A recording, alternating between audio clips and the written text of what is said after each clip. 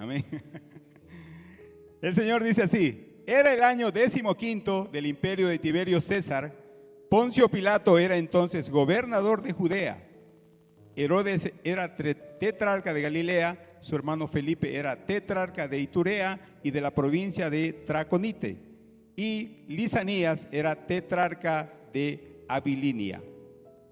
Anás y Caifás eran sumos sacerdotes. En esos días Dios le habló a Juan, hijo de Zacarías, en el desierto. Juan fue entonces por toda la región cercana al Jordán y predicaba el bautismo de arrepentimiento para el perdón de los pecados. Tal y como está escrito en el libro del profeta Isaías: una voz clama en el desierto, preparen el camino del Señor y enderecen sus sendas. Todo valle será rellenado y todo monte y colina será nivelado. Los caminos torcidos serán enderezados, las sendas dispares serán allanadas y todos verán la salvación de Dios. A las multitudes que acudían para ser bautizadas, Juan les decía: generación de víboras, ¿quién les enseñó a huir de la ira venidera? Produzcan frutos dignos de arrepentimiento y no comiencen a decirse: tenemos a Abraham por padre, porque yo les digo que aún de estas piedras Dios puede levantar hijos de Abraham. El hacha ya está lista para derribar de raíz a los árboles. Por tanto, todo árbol que no dé buen fruto será cortado y echado en el fuego. La gente le preguntaba: entonces, ¿qué debemos hacer? Y Juan les respondía: el que tenga 2 túnicas, comparta una con el que no tiene ninguna, y el que tenga comida, haga lo mismo. También unos cobradores de impuestos llegaron para ser bautizados y le preguntaron: maestro, ¿qué debemos hacer nosotros? Él les dijo: no cobren más de lo que deben cobrar. Unos soldados también le preguntaron: ¿y nosotros qué debemos hacer? Y Juan les respondió: no extorsionen ni calumnien a nadie y confórmense con su salario. Como el pueblo estaba expectante y todos se preguntaban si acaso Juan sería el Cristo, Juan les dijo a todos: a decir verdad, yo los bautizo en agua, pero después de mí viene uno que es más poderoso que yo y de quien no soy digno de desatar la correa de su calzado. Él los bautizará en Espíritu Santo y fuego.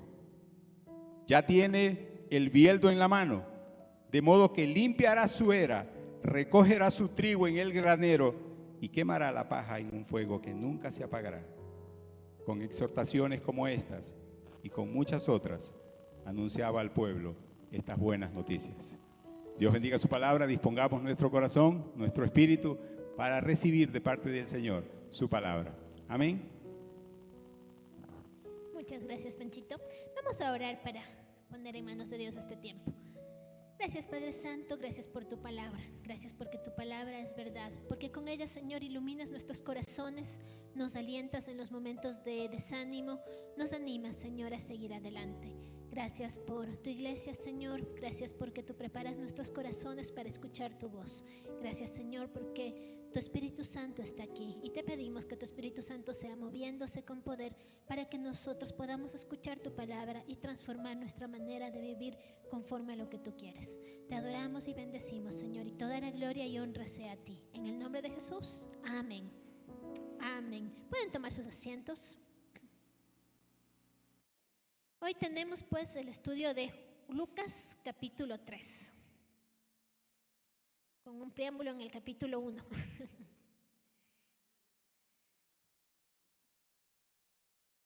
¿Cómo nos preparamos para un acontecimiento importante? Por ejemplo, recién fue el matrimonio de mi hermana y para la preparación pues estuvimos corre de aquí para allá con los arreglos, con la ropa, con el maquillaje, y no solo eso, ¿no? Sino que también les pedimos a la pareja que tenga un tiempo de preparación con un prematrimonial. De aquí de paso notita publicitaria, ya mismo empiezan los cursos prematrimoniales. Pero cuando tenemos un acontecimiento importante, nos preparamos, ¿no es cierto? Hacemos lo posible para hacer que las cosas salgan de la mejor manera. O si tienes una persona importante invitada a tu casa, te esfuerzas por arreglar y por dejar todo listo, ¿no es cierto? Los tiempos de preparación, un tiempo de anticiparnos para algo que nos causa expectativa, ¿no es cierto? Para algo que es importante. Y la predicación de Juan el Bautista justamente es eso, es un preparar al pueblo para un acontecimiento importante que era la venida del Mesías, la venida del Rey de Gloria. Y vemos pues aquí en el capítulo 3 de Lucas la predicación de Juan el Bautista. Su objetivo era preparar el corazón del pueblo para recibir las buenas noticias del reino a través del arrepentimiento y de la proclamación, pero no una proclamación simplemente de labios para afuera, que yo le digo a las personas, ay, vuélvasen a Dios y ya, sino una proclamación que realmente se veía en la vida de Juan el Bautista y en la vida de la gente que le escuchaba. Ahora, pongámonos un poquito en el contexto. Yo para estudiar este texto he puesto 3 preguntas. ¿En qué momento histórico y social surge la proclamación de Juan el Bautista? ¿Cuál es el mensaje y cuál es el resultado? Un esquema sencillito. Y el primero, pues, ¿en cuál fue el momento histórico en que Lucas proclama, Lucas nos dice que inicia la proclamación de Juan, ¿no es cierto? Y dice en el verso 3, ahí nos inicia contando alguna situación política que nos resulta tal vez un poquito ajena a nuestro contexto, ¿no? Nos parece un poco raro. En el año 15 del imperio de Tiberio César, bueno, si es que Lucas quería simplemente situarnos en el momento histórico, con la primera frase era suficiente, ¿no es cierto? Ya sabiendo que era en el reinado de Tiberio César, ya podemos irnos a un libro de historia y conocer cuál es la situación política, qué año era. Sin embargo, hace un montón de énfasis en detalles políticos, ¿no? Nos dice quién estaba como de gobernador general, ¿no es cierto? Tiberio César. Nos dice qué año, nos dice quiénes estaban como gobernadores en distintas partes. Es decir, vino el Imperio Romano, conquistó Palestina, ¿no es cierto? Los dominaban, los exigían impuestos que eran impagables, había mucha injusticia y pues ellos se repartieron el pueblo, ¿no es cierto?, en 4 territorios y en cada territorio pusieron un gobernador. Esos son los tetrarcas, ¿no es cierto?, de 4 gobernadores. Entonces está el gobernador en Judea, está Poncio Pilato, en Galilea está, ¿cuál es el otro? Herodes, y bueno, 4 gobernantes en estas ciudades. Y además nos habla un poco de quienes estaban como sacerdotes. Lo interesante es que cada uno de estos gobernadores eran personas bastante corruptas. Eran personas que no les importaba a la gente, sino solamente su bolsillo o sus intereses personales. Haz de cuenta que ahora tenemos un gobernante que es corrupto. Ya voy a decir, eso no es muy lejos de la realidad. No estoy mencionando de alguno en particular, no, sino de la historia, pero con total autoridad, porque un rey en ese tiempo era totalmente autoritario y no había quien le pueda decir que no. Y si él quería mandar a matar a alguien porque le daba la gana, podía hacerlo. Y si él quería cobrar de más impuestos y mandar a los soldados romanos para que así lo hagan, pues podía hacerlo. No había nadie quien lo pare. Entonces, un momento social muy difícil, donde habían gobernadores crueles. Por ejemplo, Poncio Pilato es conocido por historiadores de la época por ser un personaje déspota, violento, cruel y corrupto, que no le importaba ejecutar a cualquier opositor sin ninguna sentencia judicial. Tenemos también el caso de Herodes, ¿no es cierto?, que si seguimos leyendo el Evangelio, vemos que Juan el Bautista fue asesinado porque él quiso complacer a Herodías, ¿no es cierto?, y simplemente le mandó a cortar la cabeza. Es decir, un momento terrible, políticamente. Espiritualmente, ¿qué pasaba? En el versículo 2 dice, siendo sumos sacerdotes Anás y Caifás. Los sumos sacerdotes eran quienes estaban a frente del pueblo en la parte espiritual. Y siempre había una sola persona, pero aquí nos nombra 2. ¿Por qué?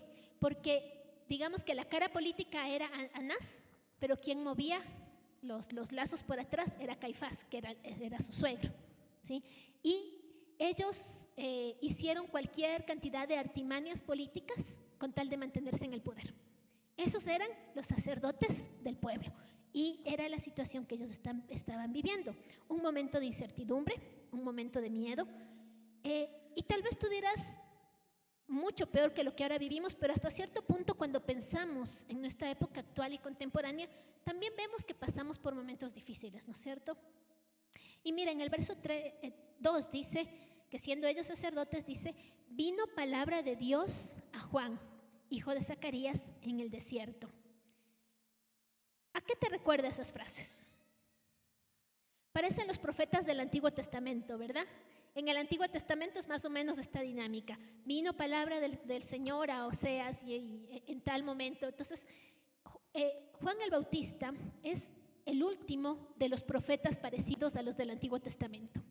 Pero habían pasado 400 años en que no hubo profeta en Israel. 400 años de silencio de Dios. 400 años en que el pueblo estuvo pasando por situaciones muy difíciles.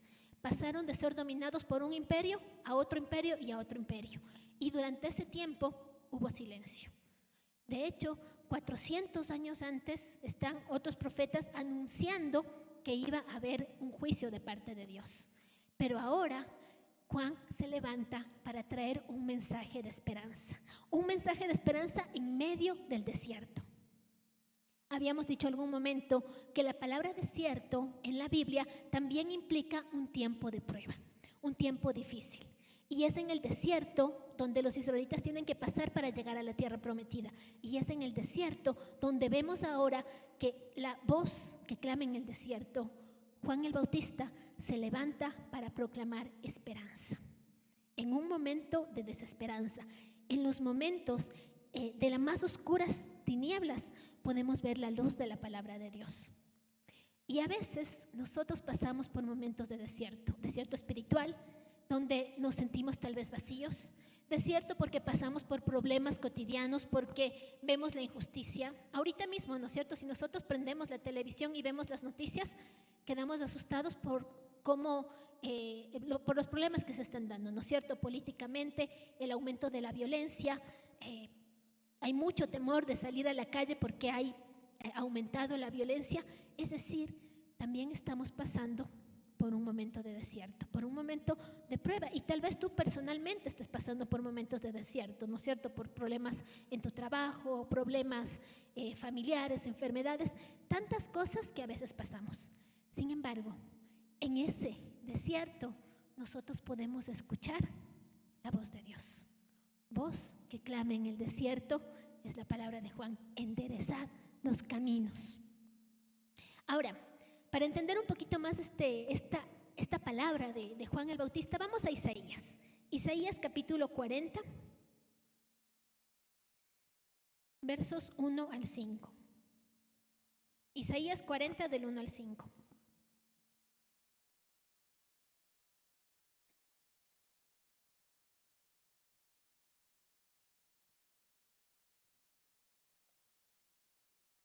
Isaías 40 del 1 al 5, ¿ya tienen? Cuando leemos Isaías, es una palabra de consuelo después de un momento adverso.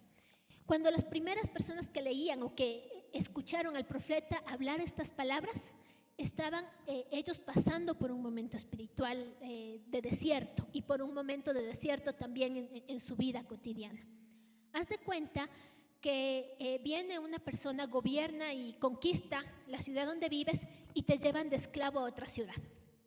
Esa era la situación de los israelitas en el momento en el que Dios les da esta palabra.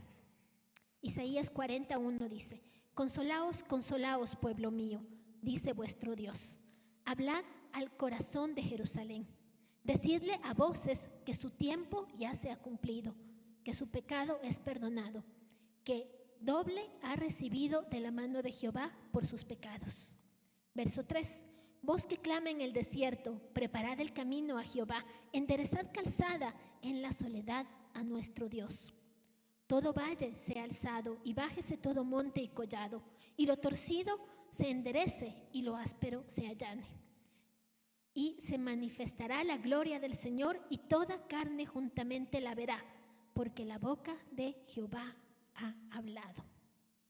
Esta palabra que da Isaías ahora se está cumpliendo en Lucas por medio de del profeta Juan, ¿no es cierto? Tal vez nos resulta un poquito confusa entender. Sin embargo, es una palabra de esperanza, es una palabra de consuelo para un pueblo que por causa de su pecado fue llevado a la cautividad, que como consecuencia de alejarse de Dios estuvo pasando por fuertes momentos de prueba. Y esa palabra de esperanza, ahora que fue proclamada en ese tiempo como una esperanza que vendrá, ahora con Juan el Bautista está cumpliéndose, ¿no es cierto? Y es como interpreta Lucas el ministerio de Juan. Voz que clama en el desierto, ¿sí? Enderezad el camino. Es interesante que los israelitas, cuando iban por el desierto, iban llevando el arca, ¿no es cierto?, que simbolizaba la presencia de Dios. Y ellos entendían como vamos por el desierto llevando la presencia de Dios, voz que clame en el desierto. Otra manera de entender esto es los antiguos monarcas en ese tiempo, los reyes, cuando iban a un lugar, iban sus súbditos por delante limpiando el camino, ¿no es cierto? Iba el monarca, pero ellos iban quitando piedras, tal vez poniendo ramas donde habían lodazales, para hacer más fácil la entrada o el caminar del rey. Y esta es la idea que está tomando Juan el Bautista. Y el texto para decirnos, preparad el camino. Claro, ese era preparar el camino físicamente, ¿no es cierto? Pero Juan está hablando de preparen sus corazones. ¿Cómo nos llama preparar los corazones? Por medio del arrepentimiento. ¿Qué es el arrepentimiento? ¿Sentirme mal y compungirme y llorar por lo que estoy haciendo mal? No, ¿no es cierto? Arrepentirme es, estoy caminando en contra de la voluntad de Dios, hago un alto, me doy la vuelta y camino en la dirección que Dios me está llamando a hacer. Ese es el arrepentimiento. No solamente sentirme mal, sino transformar mi corazón, volverme a Dios, ¿sí? Darme la vuelta, volverme a Él y hacer lo que Él me pide. Ese es el llamado de Juan, arrepiéntase. Claro, preparar el camino no era algo muy fácil. Recuerdo que cuando recién nos fuimos con mis papis a vivir al valle cuando yo era adolescente, quisimos sembrar papas y entonces empezamos a tratar de quitar la hierba para poder sembrar. Y qué difícil el quicuyo, la hierba esa dura, sacarla con la barra y con el asadón y bastante tiempo para hacer un cuadradito chiquito. Es preparar el terreno, es duro, ¿no es cierto? Especialmente cuando no ha sido movido durante mucho tiempo. Y aquí pues tenemos un momento en el que durante 400 años no hubo palabra de Dios. Y ahora pues Juan el Bautista viene a preparar el terreno para la siembra, para la venida del Mesías. Pero eso no era una actividad fácil, ¿no es cierto? Eran corazones duros. Y por eso la palabra de Juan el Bautista es bastante tajante, ¿no es cierto? Es un mensaje fuerte, porque por un lado es un mensaje de esperanza, porque dice, se acabó el tiempo de prueba, se acabó el tiempo de dolor, ahora viene el Mesías, ahora es el momento de poder acercarte a Dios y encontrar la salvación. Es palabra de esperanza, es palabra de salvación que también nos da a nosotros el día de hoy. Ahora es el momento de buscar a Dios y encontrar esa salvación. Pero también es palabra fuerte, firme, es machete, Juan el Bautista, ¿no es cierto? Y vemos ahí lo que él dice. Verso 7. A ver. Lucas 3:7, ya me perdí por acá.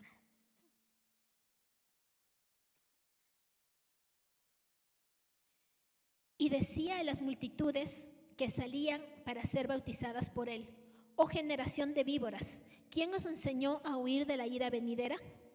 Haced pues frutos dignos de arrepentimiento y no comencéis a decir dentro de vosotros mismos: tenemos a Abraham por padre. Porque os digo que Dios puede levantar hijos de Abraham aún de las piedras.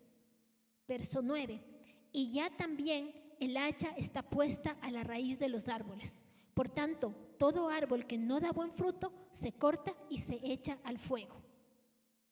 La palabra de Juan el Bautista era dura.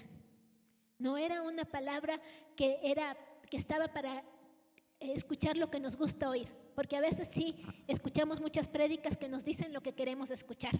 Ay, qué lindo, el Señor me está hablando de bendición, de prosperidad, del amor. Y sí, Dios nos habla de esas cosas, pero también Dios nos da a veces palabra fuerte. Y en este caso, Juan el Bautista está trayendo palabra dura. ¿Por qué? Porque era un pueblo que había dejado que su corazón esté duro, y como te digo, como limpiar un terreno en donde no ha sido movido o removido hace mucho tiempo es fuerte. A veces también nosotros tenemos que escuchar esas palabras duras. Y mira, esta palabra dura, esta palabra fuerte, no es para toda la gente, sino es para los que se sienten más espirituales. ¿Por qué? Porque les dice, ustedes dicen, yo soy hijo de Abraham y por lo tanto soy parte del pueblo escogido y voy a tener la salvación. Entonces, no era la palabra para todo el mundo, sino para los judíos que se sentían parte del pueblo elegido. Y eso me dice algo, que muchas veces la palabra más dura y la palabra más fuerte de parte de Dios no es para la gente de afuera, sino es para los de adentro. Es para nosotros, porque a veces no nos damos cuenta y nos volvemos cristianos que asistimos a una iglesia domingo tras domingo, pero nuestra vida no da fruto. A veces nos hemos vuelto personas que nos llamamos cristianos, pero no tenemos diferencia con las personas que no son cristianos y actuamos igual con mentiras, actuamos de manera egoísta y no hay diferencia. En ese caso, pues las palabras más fuertes son para nosotros y tenemos que aprender a abrir nuestro corazón y hacer un terreno fértil de él para que la palabra de Dios pueda crecer, porque si no, la palabra es fuerte y nos dice, el hacha está puesta para botar esos árboles que no dan fruto. Esta ilustración me recuerda cuando Jesús maldijo a la higuera, no porque tenía nada contra la planta, sino porque era una representación del pueblo de Israel. Un pueblo que se había vuelto religioso, un pueblo que alababa a Dios supuestamente trayendo sacrificios al templo, pero que su corazón estaba lejos de Dios. Y por eso viene esa palabra fuerte y luego vemos que incluso esa higuera se secó. Que no sea nuestro caso, sino que nuestra vida lleve fruto, que haya una demostración visible de lo que Cristo ha hecho en nosotros. Porque si solamente lo hacemos de labios para afuera, va a venir, como dice este texto, la ira del Señor. Y Él va a cortar. La ilustración que aquí usa es lo que hacían en ese tiempo los agricultores de cortar todo, ¿no es cierto? Tanto el trigo como la mala hierba. Y en el momento de trillar, en el momento de después que ya se trabajaba la semilla, lo que hacían era como con un palito, como un asadón, botar la semilla al aire y con el viento para que se vayan lo que no era, ¿no es cierto?, la paja. Y eso es quemado. Entonces esa es la idea, ¿no es cierto? Va a venir Cristo y va a separar el trigo de la cizaña y entonces lo que no es de Él va a ser quemado. Palabra fuerte, ¿no es cierto? Juan el Bautista trae esta palabra porque quiere llamarnos a dar fruto, ¿no es cierto? Su proclamación, su palabra está de la mano con la demostración. Juan el Bautista dice, Jesús es uno de los mayores profetas que ha habido. Sin embargo, si tú lees la historia, no vemos que Juan el Bautista haya hecho milagros. Elías en el Antiguo Testamento hizo muchos milagros. Jesús constantemente hacía milagros. Juan el Bautista no tiene una sola sanación que veamos en el texto, sin embargo es de los más grandes profetas, dice Jesús. Pero ¿dónde vemos? ¿Dónde se demuestra la palabra que le está dando? En la actitud de la gente, ¿no es cierto? En el resultado. ¿Cuál es el resultado? ¿Qué hace la gente que escucha el mensaje de Juan? Ajá. La gente acude a él, la gente se siente emocionada y dicen, Juan, ¿qué vamos a hacer? ¿Qué podemos hacer? Si nosotros vemos también en Hechos, cuando Pablo predica o cuando los discípulos predican, la gente también se siente confrontada y dicen, ¿y ahora qué haremos? Es decir, la palabra de Dios, el mensaje está dando frutos, frutos de arrepentimiento en cada uno de esos corazones, en cada una de esas personas que se habían alejado de Dios y que ahora son llamados a preparar camino, a enderezar, a poder organizar toda su situación para que el camino esté listo y venga el Señor. Y el Señor ahora nos está llamando a nosotros a prepararnos, a preparar el camino para su venida, a preparar para que el reino de Dios venga con poder, ¿sí? No solamente la segunda venida del Señor, sino que el reino de Dios venga en todo momento y empiece a haber una sociedad distinta, ¿sí? Que en un mundo donde hay tantas tinieblas y oscuridad y corrupción haya la luz de la palabra de Dios a través del testimonio de los hijos de Dios. Que cada persona que se ha alejado de Dios se vuelva a Él. Eso es enderezar el camino, reconocer quién es Dios. Ahora, Juan el Bautista es bastante práctico, ¿no es cierto? Y cuando la gente les dice qué debemos hacer, les da cosas muy concretas, ¿no es cierto? ¿Qué es lo que les pide hacer? La gente le preguntaba diciendo, entonces, ¿qué haremos? Verso 11, y respondió y les dijo, el que tiene 2 túnicas, dé al que no tiene, y el que tiene que comer, haga lo mismo. Vinieron unos publicanos para ser bautizados y le dijeron, maestro, ¿qué haremos?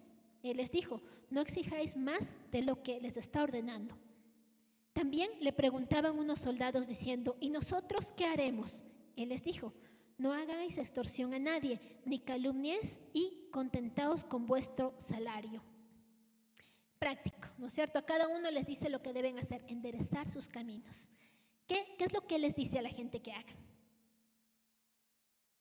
Que se arrepientan, que sean, exactamente, que cambien su estilo de vida, que sean generosos, ¿no es cierto? Que se desprendan de sus posesiones para poder ayudar a otros, solidaridad, ¿no es cierto? Todas estas cosas Él les llama. Es interesante que vienen publicanos. ¿Quiénes eran los publicanos? Cobradores de impuestos, judíos que de alguna manera pactaron con los romanos para cobrar impuestos a su pueblo. Y eso para un judío era considerado traición. Y los veían como personas muy malas por haber hecho esto. Además, tenían fama de que además de cobrar lo que era necesario o lo que Roma pedía, también cobraban su porcentaje para su bolsillo. Entonces, eran vistos como personas traicioneras, injustas y corruptas. Pero ellos están ahí, al pie del cañón, escuchando la palabra y diciendo, ¿qué haremos? Y Él les dice, si tú estás en ese lugar de trabajo donde hay mucha corrupción, tú actúa con justicia. La otra vez conversaba con alguien que me decía, yo llegué a la iglesia y quise acercarme a Dios porque en el trabajo donde yo estoy hay mucha corrupción. Y es lo normal. Sin embargo, un compañero decidió hacer lo correcto y tal vez hasta perdió el trabajo por eso, pero eso a mí me impactó y yo quiero eso. Y por eso había llegado esta persona a la iglesia. Esos testimonios son los que realmente nos llama el Señor, que a veces tienes que perder con tal de hacer justicia y hacer lo correcto delante de Dios. También vemos aquí a soldados, ¿no es cierto? Los judíos no eran soldados, porque había incluso un permiso especial que el pueblo judío tenía para que no se le obligue a ser soldado por su religión y por lo que comían. Bueno, así que si son soldados es porque eran romanos. Es interesante que el mensaje de Juan, desde antes mismo de que llegue Jesús, ya empieza a impactar incluso a personas no judías, porque el mensaje de Dios es para todos. Y ellos también dicen, ¿qué haremos? ¿Y qué es lo que les dice? Actúen también con honestidad, ¿no es cierto? No se dejen llevar por la codicia, porque por la codicia ellos a veces podían, no sé, mentir o cobrar un puesto que no es, como las coimas, por ejemplo, que están como y que era tan común en esa época y lo es también ahora en nuestra época.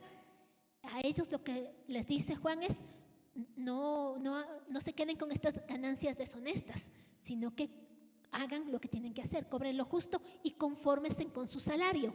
Es decir, no sean avariciosos y codiciosos, ¿no es cierto?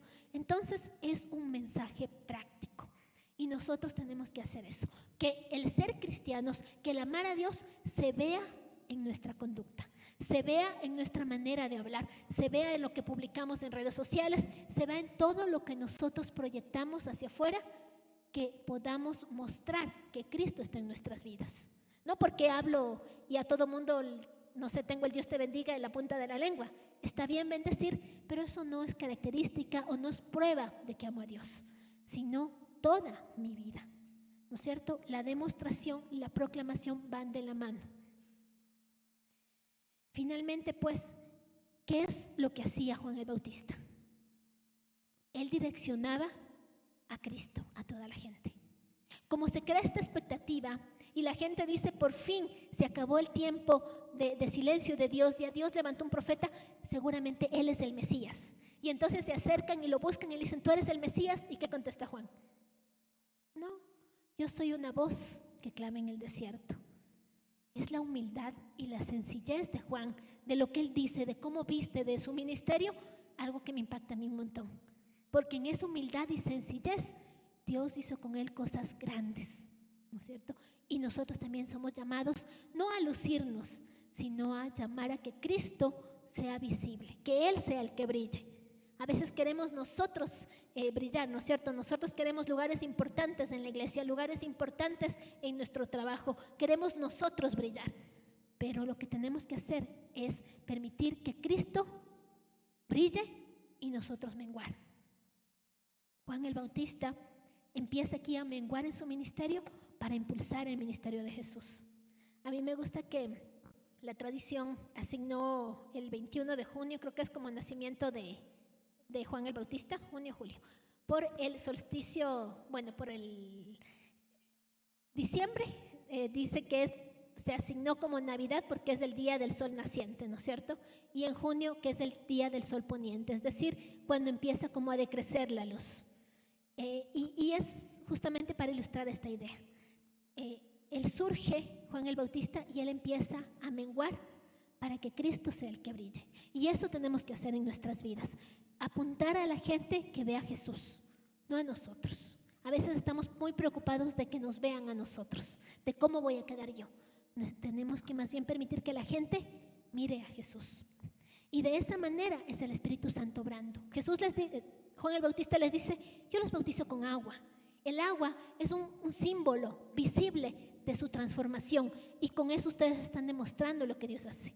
Pero viene uno de cual yo no soy digno de desatar la correa de sus sandalias. La tarea de desatar las correas de las sandalias era de un esclavo. Y Juan el Bautista dice, yo no soy digno de ni siquiera ser un esclavo. Pero viene Él y Él les va a bautizar con el Espíritu Santo y fuego. Cristo es el que viene a nuestras vidas. Cristo es el que va a hacer la obra que nos ha llamado para que nosotros seamos parte de esa obra. Y nosotros tenemos que permitir que Él brille, no nosotros. En conclusión, pues, te dejo 3 aplicaciones. Primero, si has estado alejado de Dios, hoy es el momento de volverte a Dios. Si no lo conocías, pues, prepara tu corazón y acércate a Él. Dile, yo quiero, Señor, preparar mi corazón, arrepentirme y volverme a ti. Si en cambio has sido un creyente, que ya eres cristiano hace mucho tiempo, pero tu vida no está dando fruto, pues es el momento de que te vuelvas a Dios y con premura, porque la palabra dice que va a haber juicio, ¿no es cierto? El hacha está en la base del árbol, lista para cortar si es que ese árbol no da fruto. ¿Cuáles son los frutos del Espíritu? Amor, gozo, paz, paciencia, benignidad, fe, mansedumbre, templanza. Todos son parte del amor, ¿no es cierto? Esos frutos y frutos de arrepentimiento tiene que dar nuestra vida. Si no estamos dando fruto, pues estamos estancados y necesitamos volvernos a Dios. Y finalmente, recuerda que los momentos de desierto espiritual es el mejor momento para escuchar la voz de Dios. Porque en el medio de la prueba, nuestro corazón está más sensible a Dios. Y ahí es donde nosotros vamos a escucharle hablar. Así que no te desesperes en la prueba. Confía en Dios y escúchale. Él te está hablando en medio del desierto. Amén. Vamos a finalizar orando. Pongámonos de pie.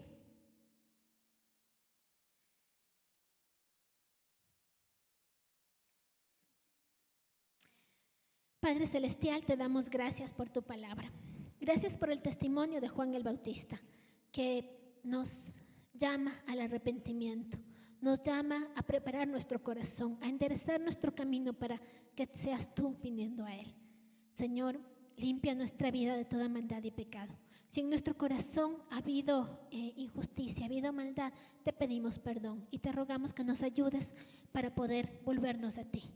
Señor, que como iglesia podamos ser esa voz que clame en el desierto y en medio de esta sociedad, Señor, donde hay tantas situaciones injustas, que sea tu palabra, Señor, floreciendo, que sea el testimonio que tu iglesia muestra, el que pueda llevar a más personas hacia ti.